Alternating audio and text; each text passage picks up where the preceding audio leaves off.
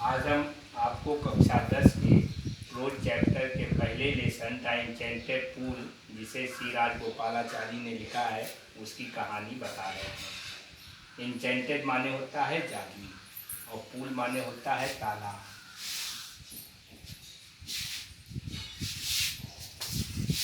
इससे पहले हम लेसन के बारे में बताने से पहले हम आपको श्री राजगोपालाचारी के बारे में बताते हैं। ये भारत के पहले गवर्नर जनरल थे और ये भारत के ऐसे पहले साहित्यकार थे जिनको अंग्रेजी भाषा में नोबेल प्राइज दिया गया था। ये जो कहानी है, ये इंचेंटेड पूल, ये महाभारत से ली गई है और इसमें युधिष्ठिर के बारे में बताया गया है कि युधिष्ठिर को क्यों धर्मराज कहा गया। ये उस समय की कहानी है जब अज्ञातवास में ये लोग रह रहे थे, पांचों पांडव, और उसी समय जंगल में घूमते घूमते इनको प्यास लगी और पानी पीने के लिए ये बड़ी दूर तक गए, लेकिन इन्हें कहीं कोई पानी नज़र नहीं आया।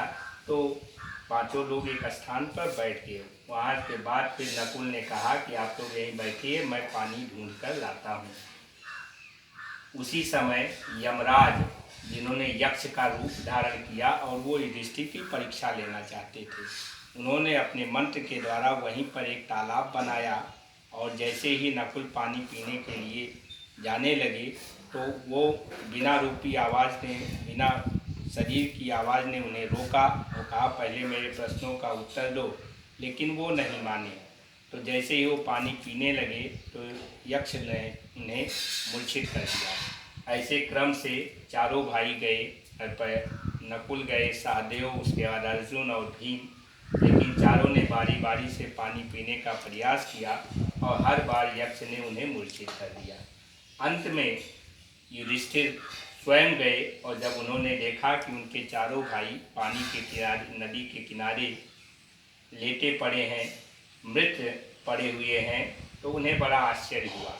उनको लगा कि ये और कौन हो सकता है जो इनसे शक्तिशाली है और जो इन्हें मार दिया। तो वो भी पानी पीने के लिए जैसे ही अपना हाथ पानी पीने के लिए जैसे ही तालाब में उतरे, तुरंत एक बिना रूप वाली आवाज़ ने उन्हें रोका और कहा पहले मेरे प्रश्नों का उत्तर दो, उसके बाद तुम तालाब से पानी ले सकते हो। ये समझते देर न लगी युधिष्ठिर को कि यह और कोई नहीं, स्वयं यक्ष यमराज के रूप में यहाँ आए हुए हैं, और उन्होंने कहा ठीक है, तुम अपने प्रश्नों को पूछो। तो उन्होंने प्रश्न पूछना शुरू किया। उन्होंने पहला प्रश्न किया, what rescue man in danger, मनुष्य को खतरे से कौन बचाता है। तो सीधा सा आंसर युधिष्ठिर ने दिया, करेज। करेज माने होता है साहस। कहने का मतलब जब आप खतरे में होते हैं तो आपके अंदर का जो करेज है, हिम्मत है, डेयर, साहस है, वही आपको बचा सकता है। उसके बाद फिर उन्होंने पूछा, who stays home as a friend, who stays home as a friend, कि मित्र के रूप में घर पर कौन रहता है। तो उन्होंने कहा वाइफ, पत्नी रहती है। ऐसे करके उन्होंने कई प्रश्न पूछे। लगातार जितने भी प्रश्न उन्होंने पूछे हैं, कुछ प्रश्नों को इस लेसन में दिया गया है। लास्ट में उन्होंने पूछा, what is the greatest wonder of this world, इस दुनिया का सबसे बड़ा आश्चर्य क्या है। तब युधिष्ठिर ने कहा, every person, every creature sees that the path to Yam's kingdom, प्रत्येक व्यक्ति जो है वो ये जानता है कि उसे एक ना एक दिन मरना है, लेकिन फिर भी कोई मरना नहीं चाहता। यही इस दुनिया का सबसे बड़ा आश्चर्य है। सारे प्रश्नों के बाद लास्ट में यक्ष ने युधिष्ठिर से प्रश्न किया कि मैं तुम्हारे चारों भाइयों में से किसी एक को जीवित करना चाहता हूँ, तुम्हें किसका जीवन वापस चाहिए। इस समय युधिष्ठिर ने थोड़ा सा सोचा और सोचने के बाद कहा, I want the life of Nakula, मुझे नकुल का जीवन चाहिए।